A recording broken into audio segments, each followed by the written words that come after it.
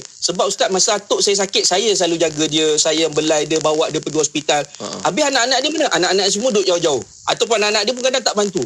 So bila atuknya bagi kepada dia, dia jadi macam tak puas hati pula adik-beradik dia. Pakcik-pakcik dia tak puas hati pula, dia kata. Sebab dia dapat, tak dapat. So dia tanya pandangan saya, macam mana Ustaz, saya nak bagi balik ke? Saya kata, atau pulanglah sebab dah jadi hak milik kamu. Lepas tu dia cakap, tapi saya nak bagi balik lah Ustaz. Saya takut hubungan kekeluargaan jadi tak sedap. Maknanya saya nak bagi tuan-tuan, cucu ni memang cucu yang baik tuan-tuan nak sebut. Maknanya atuk-atuk yang ada cucu-cucu yang baik macam ni, atuk-atuk, buatlah wasiat, nasihat saya. Sekurang-kurangnya buat wasiat. Sebab pelaksanaan wasiat itu, 1/3 cucu kita boleh dapat insya-Allah. Allahuakbar. Baik, alhamdulillah. Kita punyalah kita diam, kita nak ganggu lain Ustaz, takut terputus tengah-tengah, kita orang memang tak tahu nak sambung. Tapi alhamdulillah. Alhamdulillah, sebelum tu putus saya putuskan dulu.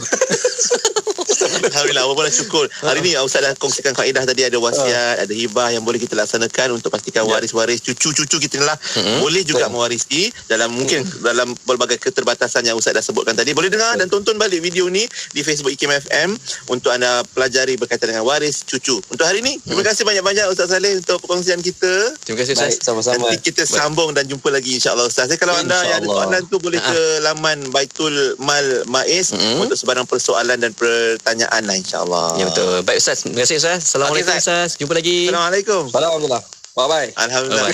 Salam. Ustaz saja bagi nebus kita pagi ni Dan itu dia warna celik pewarisan kita dan menutup tirai warna pagi untuk edisi Rabu hari ni. Kita jumpa esok pula insya-Allah, dan lepas ni Yati akan sambung tugasan. Yati dengan Ustaz Rusdi Ramli Al-Jauhari akan bersama anda menerusi perkongsian hari ini. Katanya Rasyidun Sunnah Nabi sallallahu alaihi wasallam hari ini akan membincangkan tentang makan dengan tangan. Apakah ilmu-ilmu baru ataupun ilmu-ilmu yang bakal dikongsikan oleh Ustaz? Nantikan sebentar lagi bersama dengan Yati menerusi segmen Aspirasi 10.1 ya. InsyaAllah. Untuk warna pagi jumpa esok. Sehingga itu, Assalamualaikum warahmatullahi wabarakatuh. Rancangan Bual Bicara itu tadi telah dibawakan khas kepada anda oleh Majlis Agama Islam Selangor. Ustaz, ibu saya baru meninggal dunia. Macam mana saya nak buat kiraan pembahagian harta pusaka ibu saya ya Ustaz? Mudah je puan. Sekarang ni MAIS ada menyediakan kalkulator e-Faraid. Layari saja www.mais.gov.my. Kemudian puan masukkan maklumat yang diperlukan. Sistem ini akan menunjukkan kiraan pembahagian secara faraid dan carta waris-waris yang berhak. Wah, mudahnya Ustaz. Rancang dan uruskan harta anda di MAIS. Layari www.mais.gov.my atau hubungi 03 5514 3773 atau 3772 untuk keterangan lanjut. Hiburan mendidik jiwa hanya yang terbaik di IKIM. Inspirasi Inforia Islami.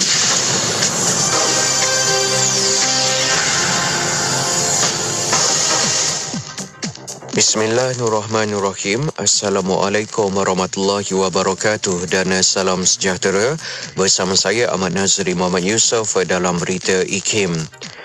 Program MBOT Technology and Innovation Expo 2021 MTEX 21 Anjuran Lembaga Teknologi Malaysia MBOT merupakan antara platform bagi negara membangunkan 45% staf pekerja berkemahiran tinggi menjelang tahun 2030.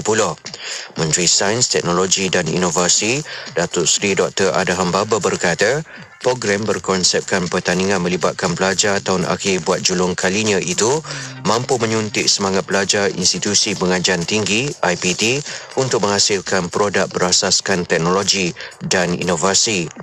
Bercakap kepada pihak media pada majlis pelancaran MTEX 21 di Universiti Tun Hussein On Malaysia UTHM di Batu Pak Johor, Menteri berkenaan juga berharap semua pihak dapat berganding bahu memastikan tahap kemahiran teknologis dan juruteknik di Malaysia selaras dengan dasar revolusi perindustrian keempat 4IR negara sekaligus mampu memacu pertumbuhan ekonomi yang mampan dan berdaya saing. Kementerian Sumber Manusia atau KSM telah meminta semua agensi di bawahnya mengkaji bagi mengenal pasti cabaran masa depan seiring kesiapsiagaan menepani revolusi industri 4.0. Menterinya Datuk Seri M. Saravanan berkata, langkah tersebut bagi melahirkan modal insan yang lebih kompetitif, cekap serta bertaraf antarabangsa apabila Malaysia termasuk seluruh dunia menuju ke arah pembangunan yang pesat. Beliau juga berkata bagi tujuan tersebut, Pertubuhan Keselamatan Sosial Perkeso bukan sahaja perlu mengkaji cabaran akan datang, malah turut bertanggungjawab mengenal pasti jaringan keselamatan yang sewajarnya terhadap tenaga buruh tempatan. Akhir sekali, sebanyak 40 buah syarikat dan agensi kerajaan menjalin kerjasama dengan pihak Kementerian Pembangunan Wanita, Keluarga dan Masyarakat KPWKM bagi membantu lebih ramai kaum wanita mendapat peluang pekerjaan atau menjadi usahawan menerusi inisiatif Wanita Bangkit at KPWKM. Menteri Bertanggungjawab Datuk Seri Rina Mohamed Harun berkata, inisiatif dilancarkan oleh pihak kementeriannya sejak 1 September lalu berjaya membantu sebanyak 1,744 wanita bagi mendapat pekerjaan dan menjana pendapatan dalam tempoh 2 bulan pelaksanaannya. Beliau memberitahu demikian pada sidang media Majlis Kolaborasi Rakan Strategik Wanita Bangkit at KPWKM yang diadakan di Kuala Selangor. Sekian sahaja berita IKIM untuk edisi 10 pagi ini. Berita seterusnya bakal ke udara pada pukul 12 tengah hari nanti. Assalamualaikum warahmatullahi wabarakatuh dan teruskan kesetiaan anda bersama IKIM Inspirasi Inforia Islami. Laporan berita tadi dari sumber bernama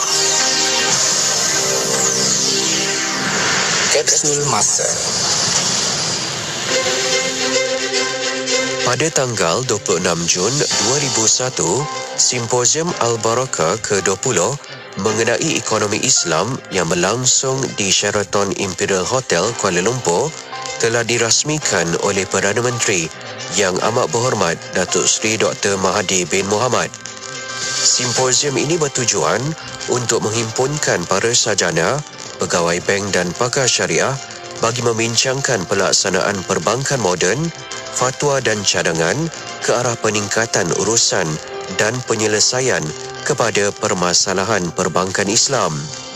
Simposium ini berlangsung buat pertama kali di Madinah pada tahun 1981 dan telah diadakan di serata ibu negara seperti Mekah, Jeddah, Damsyik, Kahirah, Kuala Lumpur, Beirut, Istanbul, Tunis, Algeria dan Amman. Petikan fakta ini disediakan oleh Seksyen Dokumentasi dan Penerbitan Arkib Negara Malaysia. Ayuh keluarga Malaysia, kita bulatkan tekad dan bersatu hati untuk terus memelihara serta mempertahankan kedaulatan negara. Sebagai keluarga Malaysia yang besar, kita harus bertoleransi dalam semua perkara. Hormat menghormati serta mengekalkan perpaduan rakyat yang berbilang kaum, agama dan bangsa serta integrasi nasional silang budaya adalah tunjang kekuatan kita sebagai sebuah negara bangsa yang berjaya. Umpama selembar benang dikait, ditenun dan dijalin, akhirnya menjadi kain yang sempurna indah.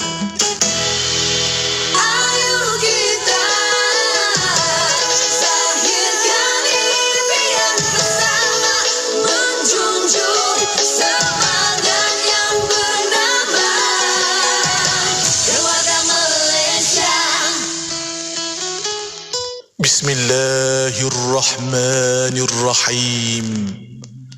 La hawla wa la quwwata illa billah. La hawla wa la quwwata illa billah. La hawla wa la quwwata illa billah. La hawla wa la quwwata illa billah. La hawla wa la quwwata illa billah. La hawla wa la quwwata illa billah. La hawla wa la quwwata illa billah. La hawla wa la quwwata illa billah. La hawla wa la quwwata illa billah. La hawla wa la quwwata illa billah. La hawla wa la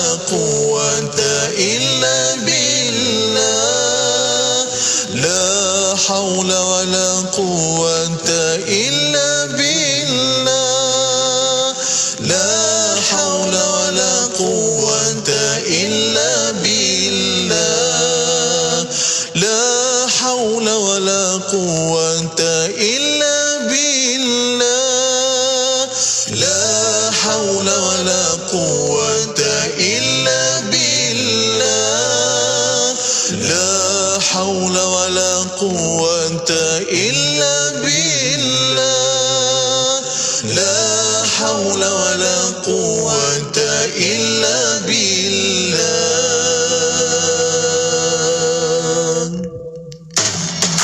Selami ilmu untuk kehidupan kita seharian bersama Nur Hayati Paradi di Aspirasi 101. IKIM, Inspirasi Inforia Islami. Assalamualaikum warahmatullahi wabarakatuh. Dimulakan dengan lafaz suci bismillahirrahmanirrahim. Selawat dan salam buat Rasul junjungan Nabi Muhammad sallallahu alaihi wasallam. Selamat pagi.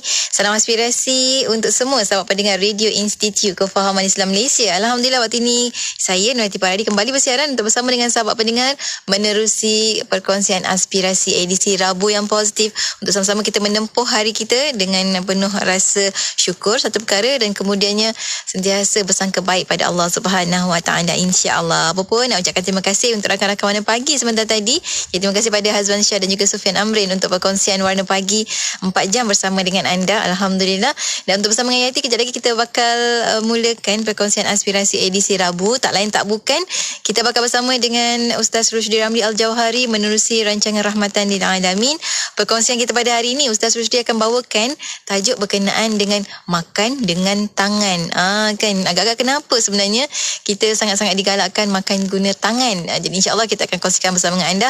Dan kalau kita lihat juga budaya orang Melayu dah menjadi adat sebenarnya, orang Melayu makan memang guna tangan kan. InsyaAllah kita nak faham juga kenapa orang Melayu guna tangan. InsyaAllah kita akan kongsikan bersama dengan anda. Ikuti perkongsiannya di FB IKIM FM, YouTube channel IKIM dan juga pastinya secara langsung di frekuensi anda di Radio Institut Kefahaman Islam Malaysia. Sebelum kita nak bersama dengan Ustaz Rushdie dalam Rahmatan lil Alamin, kita dengarkan terlebih dahulu lagu daripada Munif Hijaz featuring Ustaz Faizan Tajuddin dengan dia kekasih Allah, tentunya hanya di IKIM Inspirasi Inforia Islami.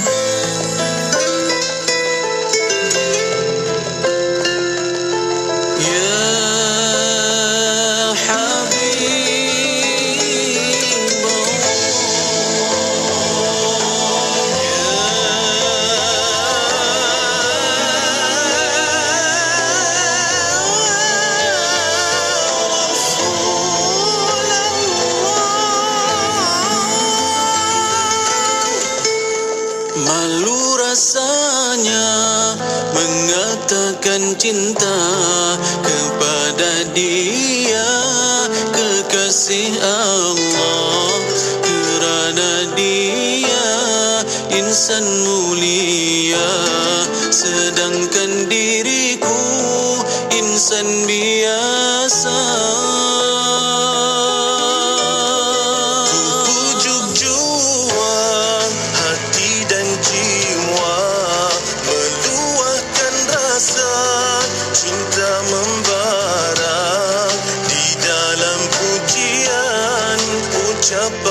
Selawat, tanda penghargaan seorang umat. Selagi upaya ku turuti ajarannya, apa terdaya ku amalkan sunnahnya. Moga di dunia mendapat berkat, di akhirat sana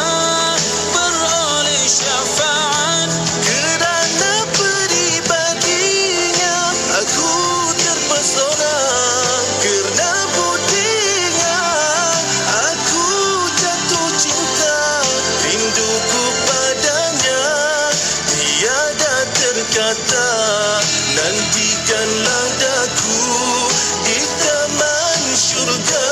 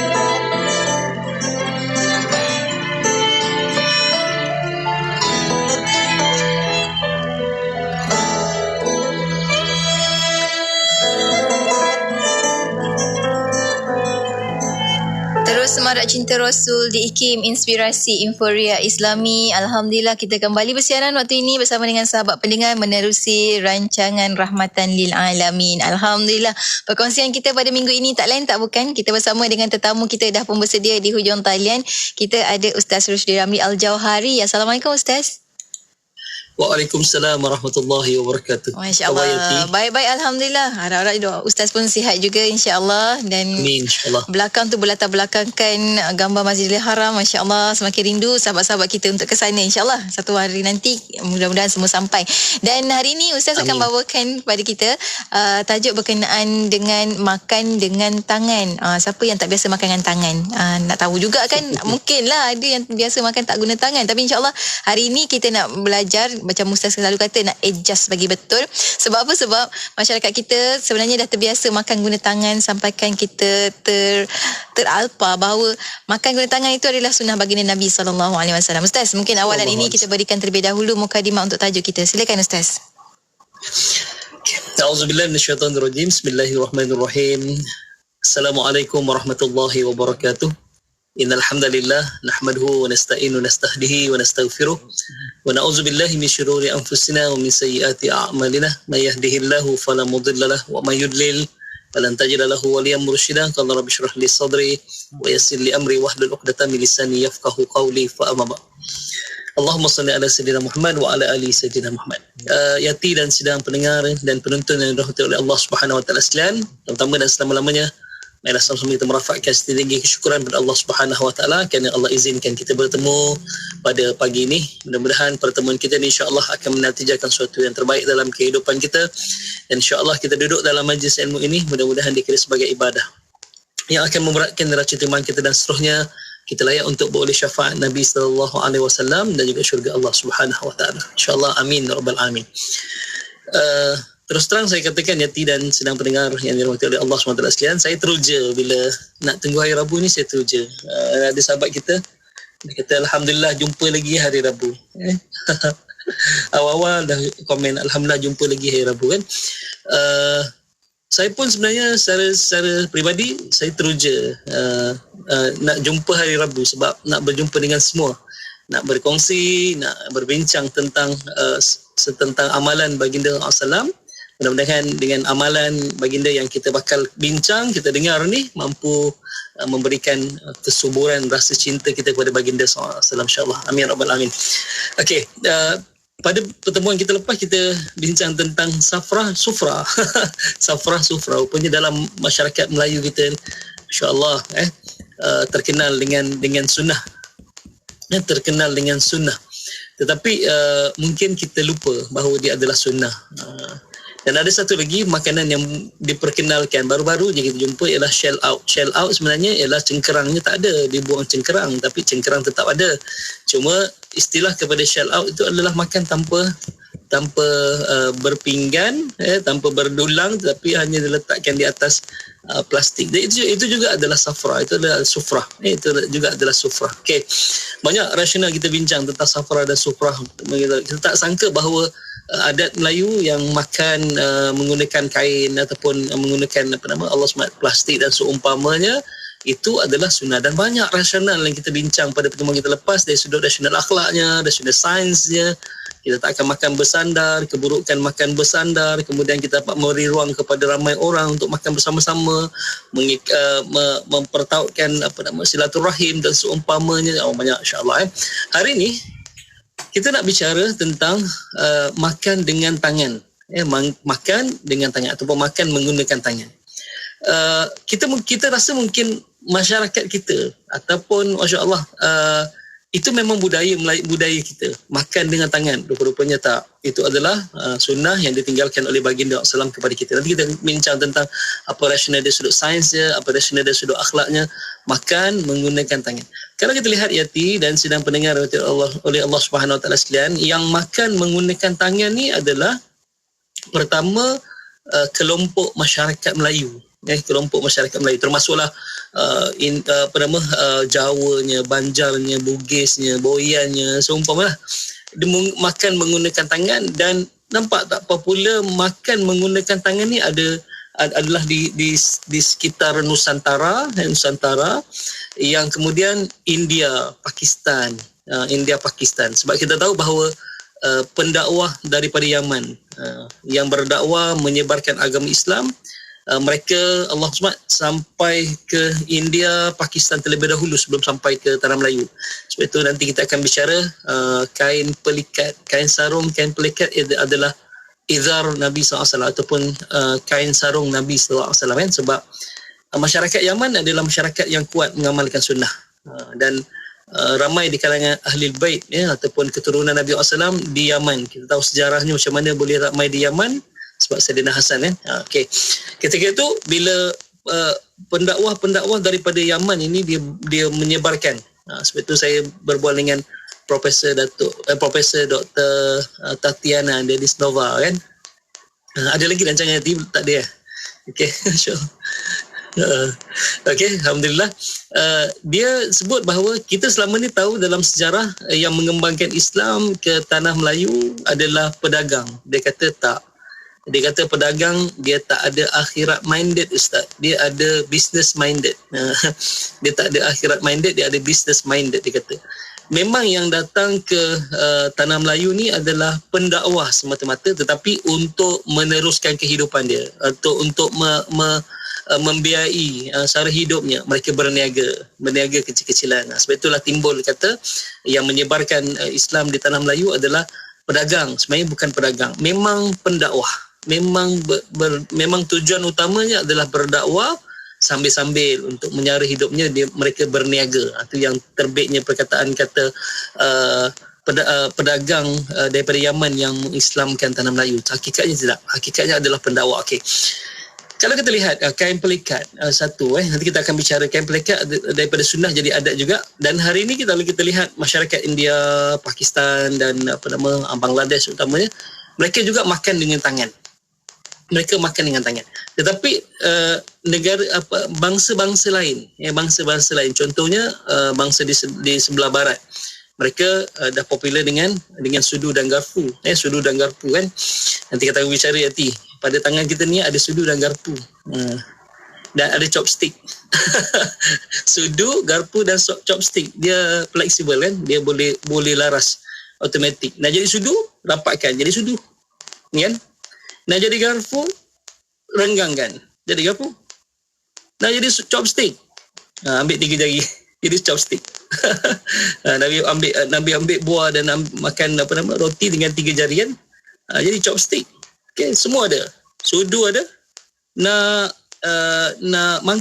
Islam mangkuk pula. Nak cawan pun boleh. Nampak? Nak cawan. Okay, kita rapatkan kedua tangan, minum. Jadi cawan pun boleh. Masya Allah. Sebab itu hebat dari sudut cipta Allah SWT. Okay. Antara dalil yang kita boleh ambil sebagai mukadimah kita pada pagi ini insya-Allah, yang pertama sekali adalah kalau kita lihat Nabi pernah berpesan dengan Umar bin Abi Salamah radhiyallahu an, ya ghulam samillah wa kul bi yaminik wa kul mimma yalik. Wahai anakku, makanlah dengan menyebut nama Allah, kemudian makanlah dengan tangan kananmu, dan makanlah apa yang dekat dengan kamu. Hadis riwayat Bukhari. Okey. Pada perkataan kul bi yaminik, kat sinilah makan dengan tangan kananmu. Mungkin ada orang tanya nanti insya-Allah, Ustaz, saya pun makan tangan kanan tapi guna sudu. Adakah hadis ni maksudnya iya? Okey, kita kena tengok nanti insya-Allah. Sebab kadang-kadang kita bila sebut biyaminik, makan dengan tangan kananmu, kita menggunakan satu alat lagi, sudu seumpamanya, adakah dikira makan tangan kanan? Ya, tapi kita nak kaji apa kelebihan dan apa keburukan makan dengan sudu ataupun garpu berbanding dengan tangan. Sebab itu hadis ni walaupun nampak biyaminik dengan tangan kananmu, chopstick ke, kita nak makan dengan sudu ke, yang penting kita gunakan tangan kanan. Okey, betul tak? Betul. Tapi di sebalik perkataan biyaminik maksudnya makan dengan tangan kananmu. Makan dengan tangan kananmu maksudnya makan menggunakan tangan. Okey, satu lagi hadis daripada Badruddin Al-Aini. Sebagian ulama berdalilkan hadis ini adalah mewajibkan makan dan minum menggunakan tangan kanan. Okey. Hadis idza akala ahadukum falyakul biyaminih wa idza syariba falyashrab biyaminih fa inna syaitana ya'kulu bishimalihi wa yashrabu bishimalihi. Jika salah seorang daripada kalian makan, maka hendaklah dia makan menggunakan tangan kanannya. Jika salah seorang dari kalian minum, hendaklah juga dia minum dengan tangan kanannya. Kerana syaitan makan dengan tangan kirinya dan minum dengan tangan kirinya. Jadi yang makan tangan kiri, yang minum tangan kiri syaitan. Okay. Cuma ambil daripada hadis ni adalah nampak fal yakul biyami, makanlah dengan tangan kanan. Ini dalil maksudnya makan dengan tangan kanan. Di balik perkataan yami ni, pertama makan dengan tangan. Okey, kita boleh ambil dalil ni sebagai menguatkan makan dengan tangan. Okey, hadis riwayat Muslim. Itu yang kita nak bicara nanti insya-Allah tentang tu.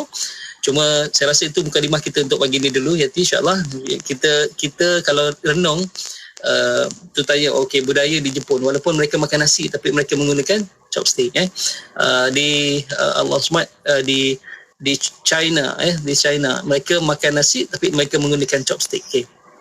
Di barat mereka makan nasi juga tapi mereka menggunakan sudu. Kita akan bicara nanti insya-Allah tentang hukum makan pakai sudu dan pakai chopstick. Apa hukumnya? Hukumnya harus. Maksudnya tak ada masalah. Hukumnya harus. Boleh makan pakai chopstick, boleh makan pakai Allahumma salli pakai sudu, boleh makan pakai pakai garpu dan seumpamanya. Tetapi yang kita nak bicara apa rasional dari sudut amalan sunnah Nabi SAW yang telah masuk dalam budaya kita, yang selama ni kita makan pakai tangan. Itu ingat budaya Melayu. Orang Melayu makan pakai tangan kan, budaya Melayu.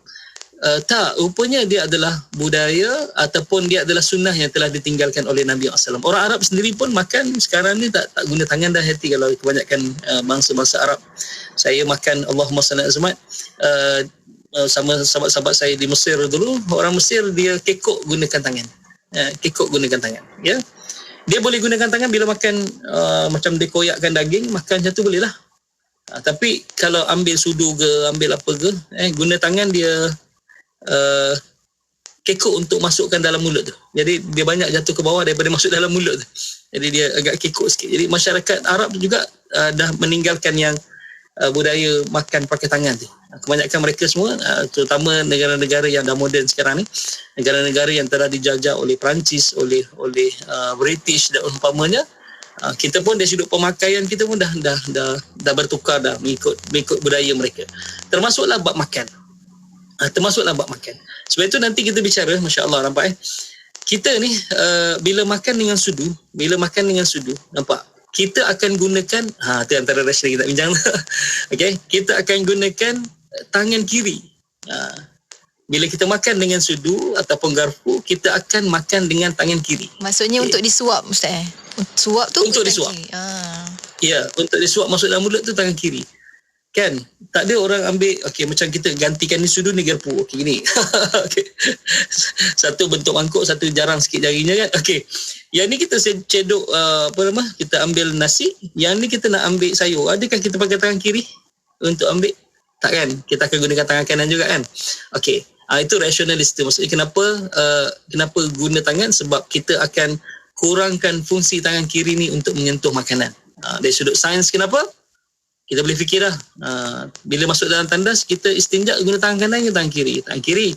Jadi kalau dengan tangan kiri tu ada satu bakteria namanya E. coli yang boleh masuk dalam badan kita kan, umpamanya menyebabkan keracunan makanan, umpamanya lah, menyebabkan penyakit dan seumpamanya, virus-virus itu.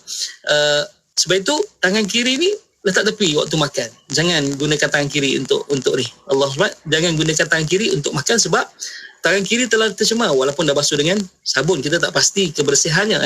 Tapi tangan kanan, sebab itu dalam hukum fiqh makruh hukumnya istinja dengan menggunakan tangan kanan. Makruh. Kenapa apa? Sebab tangan kanan ini digunakan untuk benda-benda yang bersih, benda-benda yang baik, menyentuh makanan supaya tidak ada bakteria yang ada pada tangan kanan kita ni yang akan masuk pada makanan kita dan masuk ke dalam perut kita. Wallahu a'lam, insya-Allah kita jumpa lepas ni. Masya-Allah, masya-Allah. Itu Ustaz baru berikan sedikit rasional dari sudut kesihatan. Baru sikit, kejap lagi kita akan kongsikan banyak lagi. Dan ada sahabat kita ni Ustaz berkongsi, dia kata rindunya makan suapan ibu. Suap juga kan. Makan guna tangan kan. Ibu kan rasa air tangan. Betul-betul air tangan tu. Dan insya-Allah kita akan kongsikan banyak lagi. Untuk anda rakan pendengar boleh terus berinteraksi bersama kami di ruangan komentar di FB IKIM FM, FB Ustaz Rusdi juga boleh, ataupun di YouTube channel IKIM, untuk sama-sama kita berkongsi dengan sahabat pendengar. Untuk anda rakan pendengar, jangan ke mana-mana, teruskan kesetiaan bersama kami, tentunya hanya di IKIM Inspirasi Inforia Islami.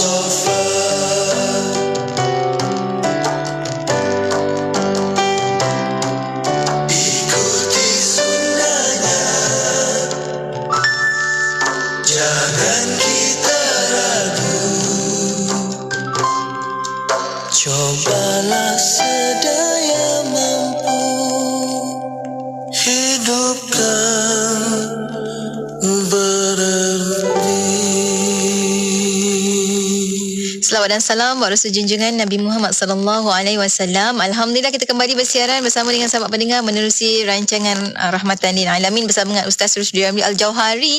Hari ini kita berkongsi cerita tentang sunnah makan guna tangan, menggunakan tangan, makan dengan tangan.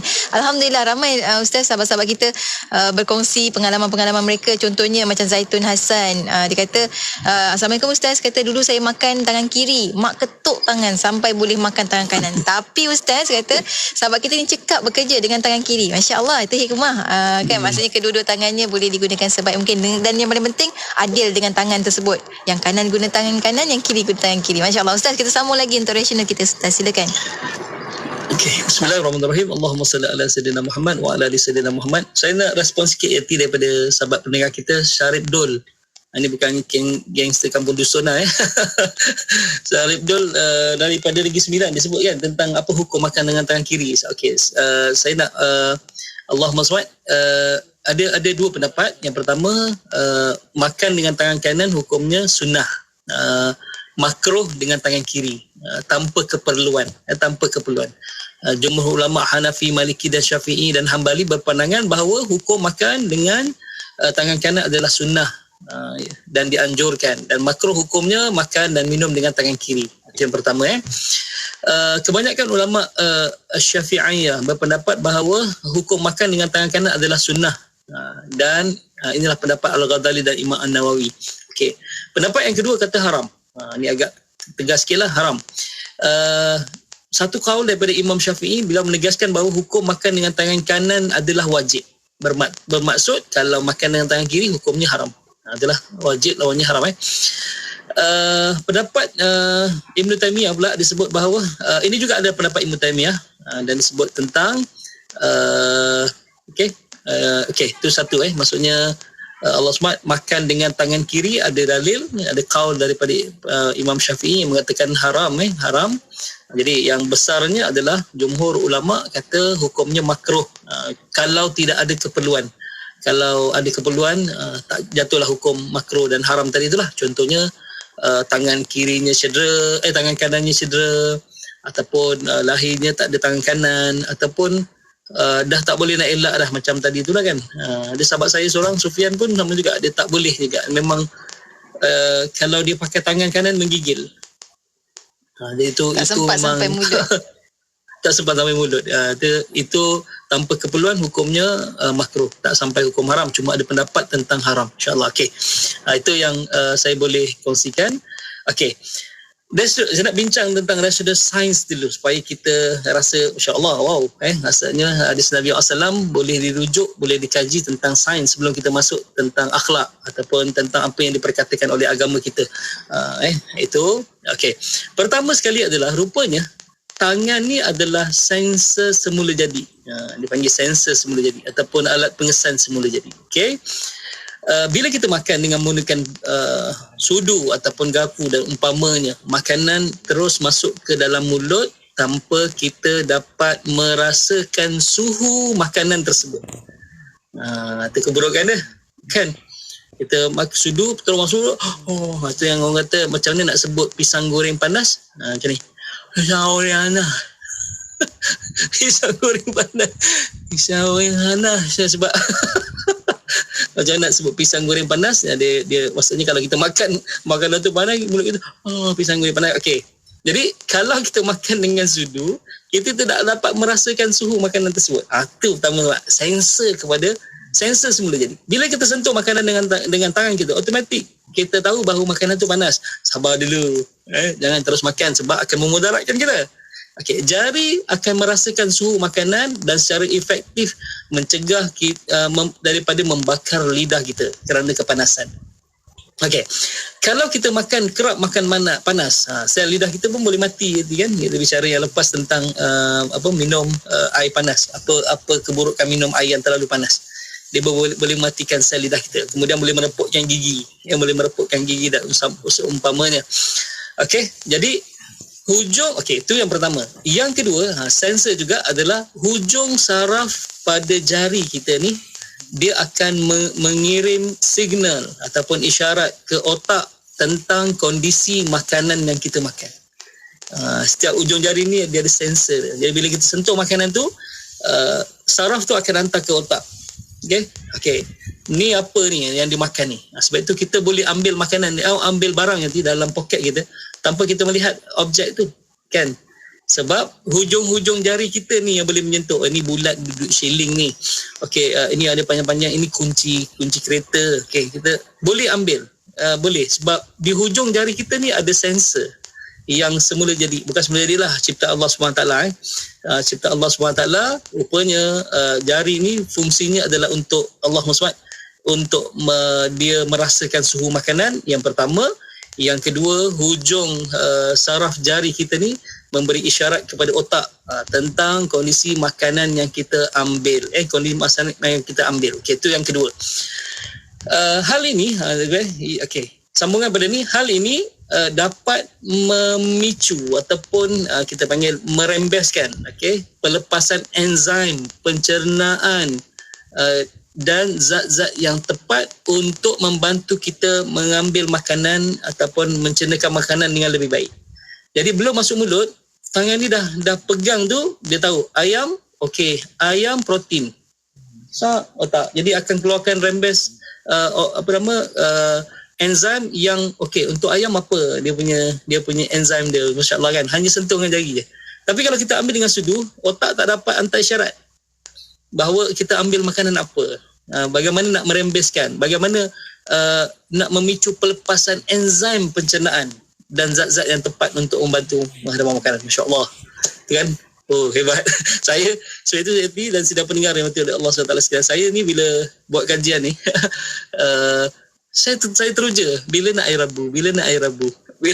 Rabu sebab nak berkongsi suatu pengetahuan yang saya sendiri pun teruja. Bila mengkaji tentang, Masya Allah, rupanya kita kalau tak kaji kan tentang Allahumma salli ala sayyidina Muhammad, tentang sunnah satu, yang kedua tentang tubuh badan kita yang Allah ciptakan, rupanya pada jari yang kecil ini, selama ni kita tahu cap jari je lah, ataupun cap jari, itu je yang kita tahu kelebihannya. Dan mungkin ada satu kita tak tahu, walaupun dia dilahirkan kembar seiras je, kembar seiras, memang tak ada perbezaan, tapi akan berbeza pada cap jarinya. InsyaAllah dia takkan sama cap jari. Tak akan sama cap jari. Jangan takutlah. Takkan sama. Abang tak akan keluarkan akaun adik takkan keluarkan akaun abang. Kecuali nombor akaun tu dikongsi sama-sama lah. Nampak walaupun kembar seiras, semua sama. Warna kulit sama, rambut sama, mata sama, hidung sama. Kalau ada tak lalat pun tak lalat sama. Kadang-kadang kita terus nak beza kan. Dan mak pun tertukar mana satu anak yang ni kan tertukar. Tetapi dari sudut jarinya, thumbprint ataupun cap jarinya pasti berbeza. InsyaAllah. Itu disebut bau tentang jari. Okey. Selain daripada tu, kita sikit fungsi jari. Selain daripada kita gunakan untuk berzikir, nampak setiap jari ni dia ada tiga ruangan. Luas. 1, 2, 3. Ada 3 sendi. Tiga sendi ni digunakan untuk zikir. Subhanallah. Alhamdulillah. Okey. Kalau belajar bahasa Arab lah, kita belajar bahasa Arab, wa humahuna, anta antuma antum, anti antuma antuna, ana nahnu. Cukup jari ni kan. Cukup jari. Kalau sini ana nahnu, okey, tunjuk saya ana nahnu, kami. Anta tunjuk jari. Nampak? Anta. Okey. Anti tunjuk jari. Tapi yang kita tutup ni, dua ni kita cerita tentang dia. Huwa dia, Umar dia, 2 orang. Benar. Jadi kita gunakan dengan tak ada saya, kami cakap dengan awak, anti, antum, awak semua kan, 2 jari ni tentang dia, tertutup tentang dia. Gunakan jari juga. Masya-Allah, gunakan jari. Itulah fungsi jari. Okey. Yang seterusnya, jari ni boleh bercakap. Macam mana jari boleh bercakap? Kita tengah makan. Okey. Chef tanya, sedap tak? Mak kita tanya sedap. Oh, sedap mak. Tak payah sebut. Tunjuk je. Tak payah sebut. Macam ni. Kan, jadi okey. Okey, satu lagi, tunjuk tanda like, tanda bagus. Ni orang Jawa cakap jempol ni tunjuk jempolnya, okey, ataupun tunjuk ibu jarinya, okey.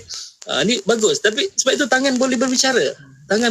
Kalau kami geng-geng divers ni lah, Ustaz Muhammad Abdullah Alamin tu taraf sifu kami, pertama Ustaz Syahdan Dr. Rabi, Ustaz Hafiz Mansur, Ustaz Ali Hafiz, Ustaz Mio ni, dia Ustaz divers ni. Kita belajar isyarat dalam air. Maksudnya kalau kita tunjuk like macam ni atau tunjuk ibu jari, ini maksudnya adalah kita kena naik atas. Kalau dislike maksudnya tak bagus, kita terbalikkan jari kita, maksudnya kita kena menyelam lagi. Yang okey macam ni. Tunjuk okey, kita bulatkan jari ni, lepas tu 3 ni kita tegakkan. Okey, ni okey. Ada masalah, kita goyangkan tangan kita. Ni ada problem. Gas habis ke problem. Kat dalam air macam mana nak bercakap nanti? Tak boleh bercakap dalam air kan. Jadi rupanya jari jemari kita boleh berbicara. Satu. Yang kedua, kalau kita lihat siaran berita di TV dan seumpamanya, kan, ada jurubahasa dari sudut Allahumma salli alaihi wasallam, dari jurubahasa bagi yang OKU pendengaran, dia hanya boleh melihat jari tu. Sebab itu jari ni boleh berbicara, masya-Allah. Selain daripada dia sensor, selain daripada dia boleh menghantar isyarat ke otak apa yang kita makan, kan, rupanya jari juga, masya-Allah, dia satu perkara yang sangat besar bagi manusia. Okey, itu pertama. Okey. Yang kedua, makan lebih fokus. Bila menggunakan tangan, makan lebih fokus. Sebab kita akan ambil makanan, kemudian kita akan suap pada mulut kita. Berbanding kalau sudu, kita kurang fokus. Kalau sudu, kita mungkin boleh sambil tengok telefon. Ada orang tengok telefon kan, contohnya telefon bimbit, dia boleh makan sudu, boleh makan. Tapi tengok telefon, dia mesti juga dia nak tengok. Kalau pakai Allah tangan, lebih fokus. Jadi kita sering tidak terlalu memperhatikan apa dan berapa banyak makanan kita makan. Kalau kita gunakan Allahumma salli ala Muhammad, kita gunakan sudu, kita tidak mengetahui berapa kuantiti makanan yang kita ambil. Satu. Yang kedua, mungkin yang kita makan itu ikan, contohnya ikan. Jadi ada di celah-celah nasi ataupun apa yang kita makan tu ada tulang ikan yang besar. Jadi bila masuk dalam mulut kita, itu yang kita tercekik tulang tu, umpamanya tercekik tulang umpamanya, sebab kita tidak fokus pada makanan kita, tidak memperhatikan pada makanan kita. Tapi kalau kita tidak perhatikan pada makanan kita, jari jemari kita ni yang akan memberikan isyarat, ada tulang. Kan bila kita ambil, kita tersentuh tulang. Terus jari yang tertusuk, bukan tusuk sampai luka pun, terasa tajamnya sikit, sensitif ujung jari kita, terus hantar isyarat ke otak terus hantar kata ada tulang. Kan? Jadi kita akan cari ada tulang, kita tepikan tulang, mau makan. Tapi kalau kita makan dengan sudu, kita makan dengan garpu, tulang yang besar masuk dalam mulut, kunyah-kunyah, barulah rasa kat mulut kita. Itu pun kalau rasa dah tercocok. Kalau tak tercocok, telan tu apa pasal rasa sangkut. Rupanya tulang kita dah tercekik tulang, sebab tangan ni tak boleh nak beri isyarat pada apa yang kita makan. Sebab itu, selain daripada itu, yang kedua adalah dia tidak mengetahui berapa banyak. Kalau kita gunakan sudu dan seumpamanya, sudu dan garpu tidak boleh memberitahu kita berapa banyak hasil cedokannya tu, hasil dapatan dia tu, cedokan tu dia tak tahu. Dia tahu dalam mulut penuh terus kan. Tetapi tangan nampak. Jari kita, masya-Allah, kalau yang mengikuti kita di FB boleh dapat lihat tangan saya lah. Kalau di radio tu cuba fahamkan, insya-Allah. Kita kena raikan dua-dua nanti. Kena raikan dua-dua, insya-Allah.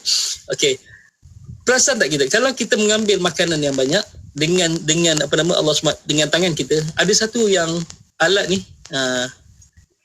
kan dia ni alat ibu jari kita adalah untuk mendorong nasi tu. Satu. Yang kedua, kalau terlebih pada pada apa namanya, kita panggil suapan, ataupun kita ambil makanan tu dengan tangan, lebih kuantitinya, ada ibu jari yang tolak untuk kurangkan dia. Ada ibu jari yang tolak untuk kurangkan dia kan. Jadi QC sebelum masuk mulut. QC untuk masuk mulut, QC. Jadi ada Allah SWT, ada jari yang menolak, ibu jari menolak untuk mengurangkan sikit jumlah makanan yang masuk dalam mulut kita. InsyaAllah. Itu yang disebut tentang tu. Yang ketiga, dari sudut Allahumma salli ala Muhammad, yang ketiga adalah meningkatkan pencernaan. Sebab pada tapak tangan kita ni ada enzim, itu ada bakteria yang baik dan ada juga bakteria yang buruk. Jadi bakteria yang baik akan melindungi kita daripada bakteria-bakteria yang jahat atau bakteria-bakteria yang tak baik sebelum dia masuk ke tenggorokan kita ataupun sebelum dia masuk dalam usus dan sistem pencernaan kita. Itu gunakan tangan. Kalau Allah SWT kita gunakan sudu, dari sudut sains, tak ada enzim pada tapak tangan tu yang membantu untuk membunuh bakteria-bakteria yang tak baik tu ataupun bakteria-bakteria yang jahat sebelum dia masuk ke dalam mulut kita. Itu insya-Allah. Itu dia sebut tentang tu. Satu lagi, yang keempat. Kita mungkin sangka, sebab sebelum ni ada isu sikit yang tentang adalah seorang orang barat ni, dia mempetikai ataupun dia mempelekeh orang Asia ni makan pakai tangan, dia kata kotor. Kata kotor. Tak ialah nampak kotor dan seumpamanya. Sebab itu kita kena jaga kebersihan dari sudut suapan kita macam mana, pengambilan makanan kita macam mana, kita kena jaga. Dia sebenarnya kalau dalam bahasa Inggeris lebih hygienis, kan? Lebih hygienis, itu lebih bersih. Sebab apa lebih bersih? Sebab sudu, garpu, chopstick di kedai makan dikongsi oleh ramai orang. Tapi tangan sendiri punya. Tangan sendiri punya. Maksudnya kita takkan share pada orang, kecuali mak suapkan anak lah. Suami suapkan isteri, isteri suapkan suami. Tak ada kita makan dengan kawan-kawan, kita suapkan. Tak ada, sebab tangan tu memang istimewa untuk kita. Jadi kita takkan berkongsi dengan orang lain. Tangan maksudnya kita takkan berkongsi dengan orang lain. Jadi lebih bersih berbanding kalau penggunaan sudu. Kalau maksudnya membasuh sudu, mungkin ialah kalau dah kuantiti yang banyak dalam restoran seumpamanya, mungkin dia masuk dia kocak-kocak cadangan air dan terus ni kan, tanpa dia basuh satu persatu sudu dan garpu tu kan, menggunakan sabun dan umpamanya. Mungkin kalau dah banyak, dia akan masukkan dalam besen, dia kocak-kocak air dia kan, betul terus letak tempatnya. Jadi datang kita dengan sudu, jadi mungkin sudu yang kita gunakan tu telah digunakan oleh orang lain. Telah digunakan orang lain. Sebab itu tangan kita ini adalah khusus untuk kita, dan ini menjadikan kita lebih bersih sebenarnya kan, lebih bersih. Itu yang terbaik sebenarnya kan, itu disebut tentang tu. Okey, insyaallah nanti kita akan sambung sebentar lagi untuk untuk national akhlak pula yang menarik. Jadi kalau kita bincang insyaallah ada 10 minit lagi. InsyaAllah kita berhenti rehat seketika. Untuk anda jangan ke mana-mana, teruskan kesetiaan bersama kami, teruskan share perkongsian ini untuk anda terus bersama kami di IKIM, Inspirasi Inforia Islami. Nata'awan fima ittafaqna. Mari kita bekerjasama, tolong menolong dalam perkara-perkara yang kita sepakati. Wa nata'adzar fima ikhtalafna. Mari kita berlapang dada menerima perbezaan. Assalamualaikum warahmatullahi wabarakatuh. Bila bersyariah hidup lebih indah, dengarkan syariah dan perundangan setiap Selasa jam 10 pagi hanya di IKIM, Inspirasi Inforia Islami. Daripada saya, Ustaz Abdul Somad. Amalan bersedekah tidak terikat kepada umur, tidak juga kepada agama dan bangsa. Bersedekahlah dengan sedekah yang terbaik, khususnya buat saudara-saudara kita yang berada di Syria dan Yaman, yang kini amat memerlukan bantuan kita. Ayo zahirkan kebersamaan kita dalam kempen bantuan kecemasan Syria dan Yaman, anjuran Aman Palestin, sebagai satu cara memperkukuh tali persaudaraan. Layari www.jommenyumbang.com untuk pertanyaan lanjut. Bangkit berjuang bersama. Kisahnya ada 2 orang anak kembar, dua-dua lelaki. Bila nak makan, seorang suka nasi goreng kampung, seorang lagi suka nasi goreng ayam. Bila nak main, seorang suka basikal, seorang lagi suka skuter. Bila nak tidur, seorang suka bantal tinggi, seorang lagi tidur tak pakai bantal. Ayahnya pula ikutkan jelah perangai anak-anak ni sampailah mereka dewasa. Dua-dua pandai berniaga, seorang berniaga offline, seorang lagi berniaga online. Jadi ayahnya hadiahkan mereka pakej berkembar IKIM. Dua-dua ada iklan radio dan iklan media. Senang, dua-dua dapat harga berpatutan.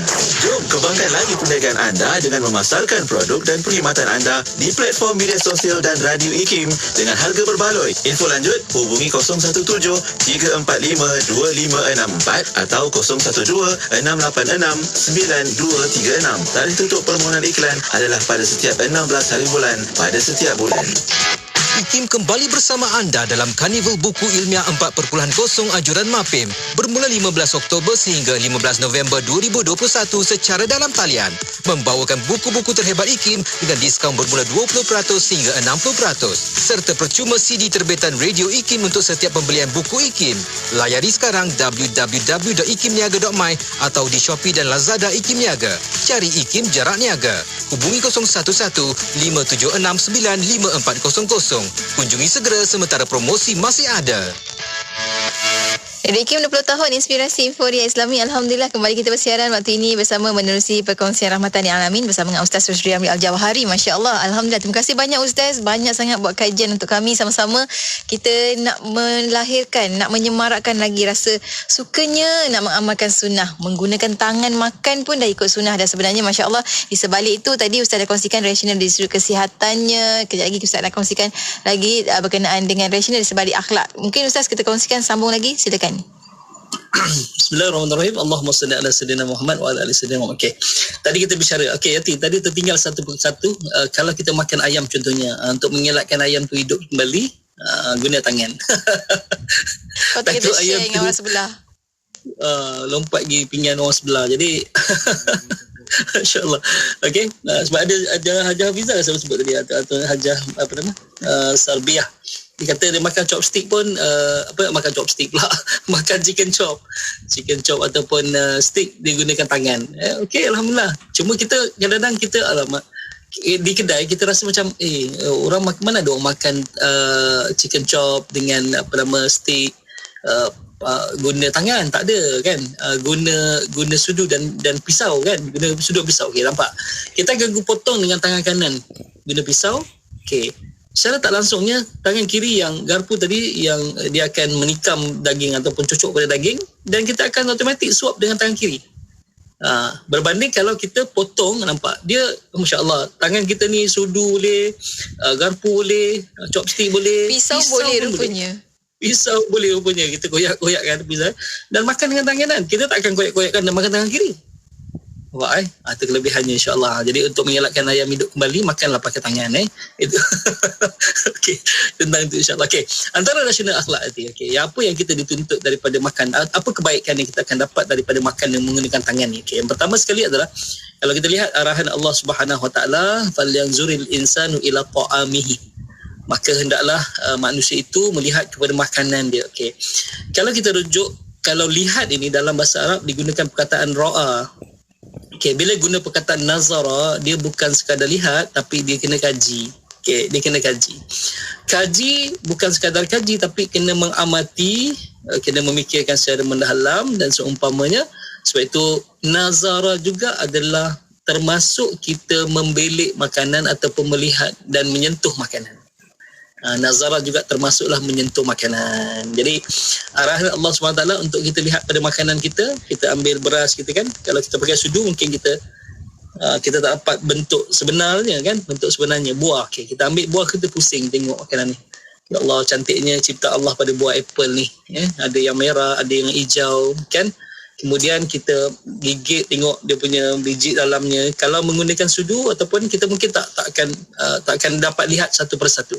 Jadi nazara maksudnya kita kena melihat dan kena mengkaji.